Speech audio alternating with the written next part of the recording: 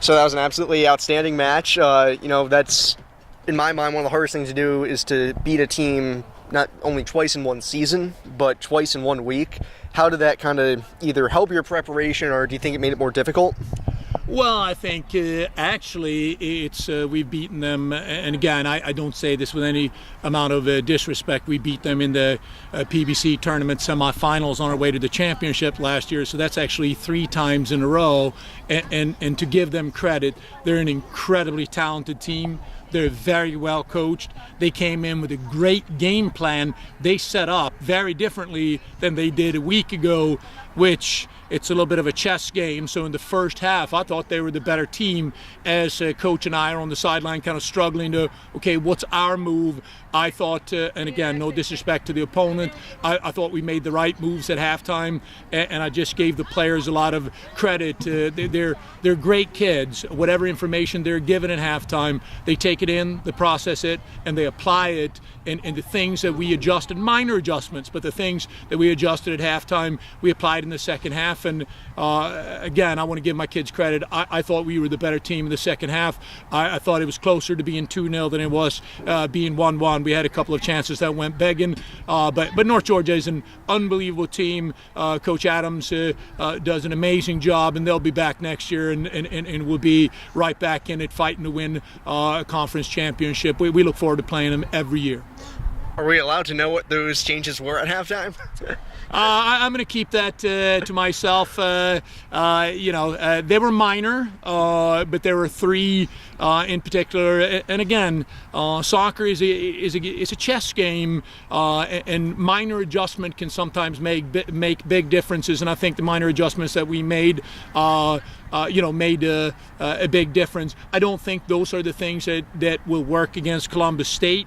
It's a game-by-game basis. That's one of the things that I think Coach Padilla and I love about our jobs, the fact that it's a constant challenge. No game ever mimics the previous game. You always have to make on-the-fly adjustments, and those are things that you learn over the years. And I think Coach Padilla and I have a excellent coaching relationship that we are able to solve some of those things and come up with solutions and make adjustments at halftime. And I thought they worked today, but what they were, I'm gonna keep a bit of a secret.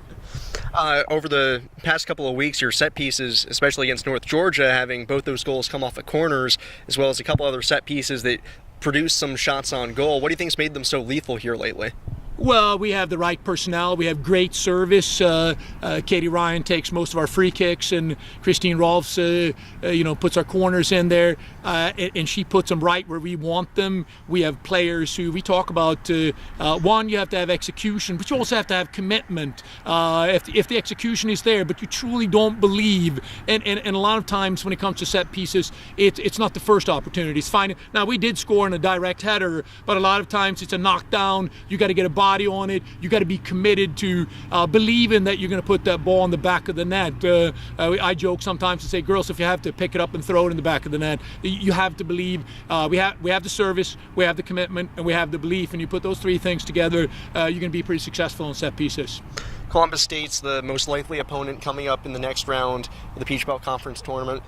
What's kind of the mindset going in against one of the top teams in the country, one that you've already played earlier this year? Were there any lessons learned from that, or any that you can take away even from last year when you guys did defeat them in the tournament? Regular season, got to give them credit. They absolutely wore us out.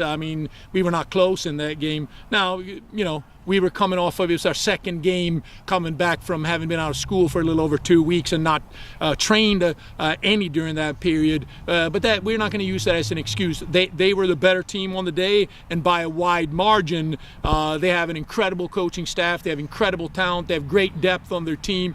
We respect them immensely, but we go into every game assuming that we have an opportunity to win if we do the little things right, and if we're committed to the cause, and we stay sharp and we stay focused, and we're going to come up with a game plan that we believe in as a coaching staff and that players believe in as a team. We look forward to playing them they're an excellent team, and they have a great coaching staff, and they will be. That's why you play at this level. You want to play great teams, you want to play great players, you want to play great coaching staffs on the biggest stage, PBC semifinals. And again, we don't know. We can make the assumption that Columbus State will beat Clayton, but let's make sure we see that result before we make any plans. As soon as I know who the opponent is, I'll start breaking them down, and we'll be ready come Friday.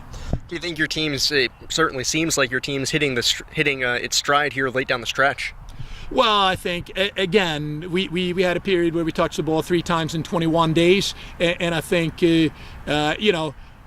I give these kids a lot of credit. We didn't push the panic button. We started 0-2 in the Peach Belt. We were dead last at one point in the league, but we kept telling them, we kept preaching to them every day in training. It's not a sprint. I know the girls laugh. I say that all the time. It's not a sprint. It's a marathon. You don't win a marathon in the first 2 miles. You win when you cross the finish line after 26.2. And I think, I'm feeling like we're certainly. Things are headed our way. We still got a long ways to go, and we have an incredible potentially opponent coming up in Columbus State. But let's enjoy this victory for tonight, and then we'll start getting ready for our next opponent.